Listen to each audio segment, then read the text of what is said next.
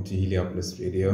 Apologies for the rough hair right now. We've been on a nomadic journey, to say the very least, and we're back at it again with another one of our video vlog sessions. And as you probably deduced from the last vlog, that the kind of topic of discussion is addiction and my journey in learning to understand it and make peace with it, and kind of, you can say, move away from it.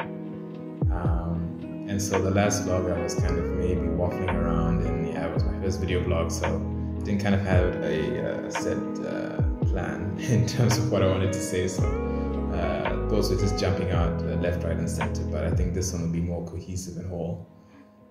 And so it's funny, with addiction. It actually always coincides with desire and its power over our faculties of awareness, our mind. And after doing a lot of personal evaluation, I realized that addiction draws a lot of its strength and power from desire. And the reason why we never truly are able to kind of maybe say overcome it or move away from it is because we don't understand the nature of desire and how it plays a fundamental role in fueling addiction.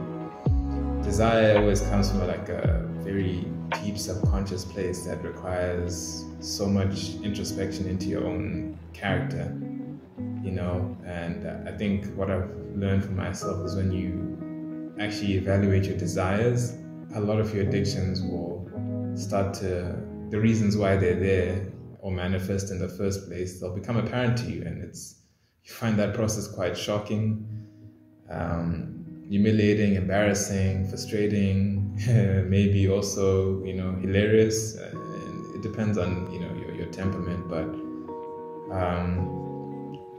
desire is a powerful motivating factor behind why we do many things. And desire is like a fuel, right? When we desire something, we create a system of habits that will help us move towards or closer to that which we desire. And a lot of the times, desire is also very powerful because it masks itself as well. We don't. It has a lot of taboo, the word desire, and because of the religious paradigm that we live in currently, desire has a very sinful quality, which makes it very inappropriate to bring out. But I realize that in any type of true self-evaluation and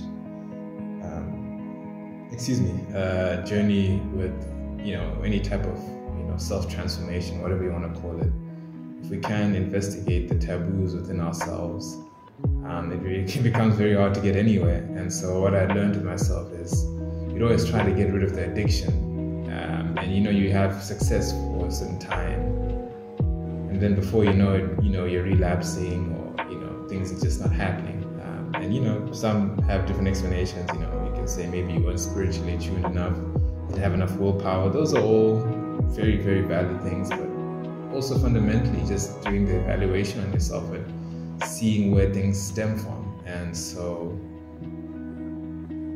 the first one I'll go into is, marijuana is a very interesting drug in the sense that, for me, I always used to think cutting off my addiction to marijuana was simple. Just quit fucking smoking, stay away from, dispensaries, the typical old school discipline thing. And that was great in cultivating resolve and character and mental fortitude, but it wasn't investigating the actual problem, your connection to the addiction. What was connecting you to it? What was the source? And it was a desire for something. And so the more I investigated it, what I realized was that I desired for a level of calmness that marijuana brought.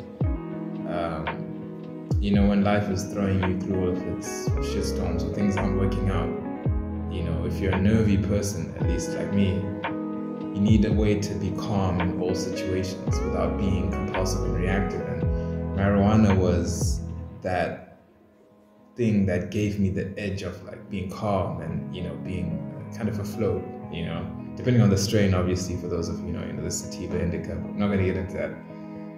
But particularly the indica strain, it gave me a sense of calmness and ability to see things and evaluate things and being able to control my emotions.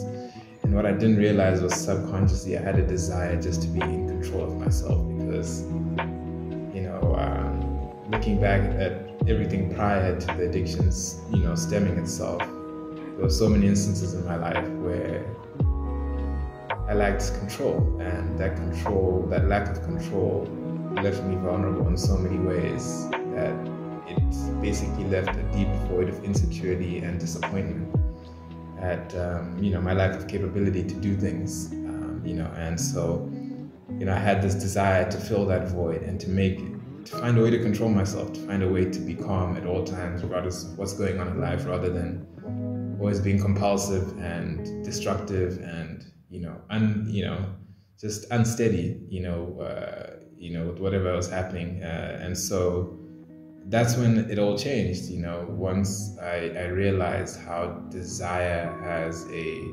fundamental role in not just addiction, but in many things that we do, you know. And addiction is not just one of those things for taboo things, like, you know, for pornography, for drugs, you know, for whatever, you know, I don't want to use the word, but hedonistic behaviors that we, you know, participate in.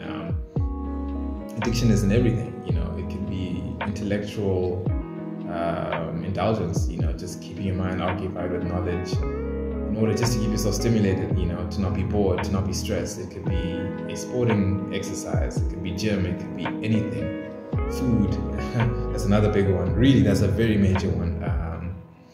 And so, you know, once you realize that, you know, the central point to all of these things is desire, I think, you know, it creates a whole different shift in the way you kind of handle your addictions. You start to recognize that, yes, while you do the discipline, you know, you do build the mental fortitude, you do build the resolve and the character, you have to also have the awareness and the investigative or inquisitiveness. I don't know what word to use, but you have to inquire into yourself what your desires are, and are you also, you know, I don't want to say regulating them, because we'll always have desire. I feel like unless you're at a certain level of, you know, spiritual completeness within ourselves, most of us, most common people, will always have desires for whatever reasons. And I think the more we investigate our desires, the easier it is to handle our addictions. And so, yeah, I think that was, you know, what I was wanting to say in this one. I'm trying to keep them all under 10 minutes so that, yeah, I don't ramble on too much. But yeah, I mean, I guess if you can take anything, it's maybe looking at and finding the correlation, you know, between your addiction, your addictions, if you have many, and your desires, and figuring out how to not only handle your addictions, but handling your desires. I think if you can manage to handle your desires, your addictions naturally will become easier to cope with and eventually overcome, you know, provided that you're steadfast and consistent with it. And this is not like a motivational thing to do this or whatever. No, by all means, no. You know, I'm in the trenches as well. Every day is a grind. But what's made the grind a lot more easier is having, I guess, this way of, yeah, just, you know, looking at how things are linked, not just treating things in an isolated sense. And so, yeah, I mean, let me know what you guys think. I appreciate those of you that tuned in. I appreciate you guys anyway, regardless. Hoping it's of use to you. And yeah, hopefully, you know, you utilize deeper inquiry to, you know, develop a strategy to take control of yourself. You know, and that's essentially what these vlogs are about. I'm just trying to make it as organic as possible, so I don't script it. I might ramble, I might all over the fucking place, but you know, it's just what it means to be human, really, and expressing yourself from a very non-controlled sense. And so, yeah, thank you guys for tuning in, and peace and blessings to the people. And yeah.